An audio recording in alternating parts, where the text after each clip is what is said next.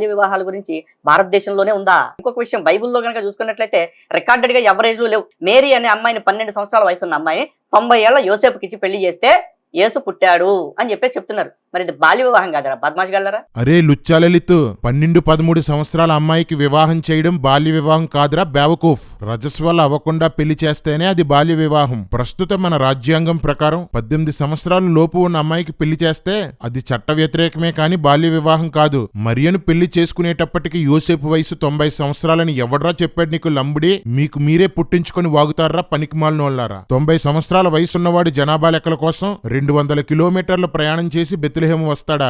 4 కొడుకుల్ని కని వడ్రంగి పని చేస్తాడా? యూదుల ఆచారం ప్రకారం అమ్మాయికి 12 సంవత్సరాలకి ఒక్క రోజైనా దాటితేనే గాని పెళ్లి చేయకూడదు. అబ్బాయి 16 సంవత్సరాల నుండి 24 సంవత్సరాల లోపు పెళ్లి చేసుకోవాలి. రే బ్లాక్ మెయిల్ బ్రోకరు, ఆవు పేడ తినడం మానేసి అన్నం తినరా, ఎంతో కొంత బుర్ర పని చేస్తుంది. నీ రాముడు 6 సంవత్సరాల అమ్మాయిని పెళ్లి చేసుకుంటే రాముడు తల్లులు ఆమెతో అతనికి ఫస్ట్ నైట్ జరిపించారా? నీ కంపు కడుక్కోలేక మా మీద బురద జల్లుతావురా లంబుడిగా?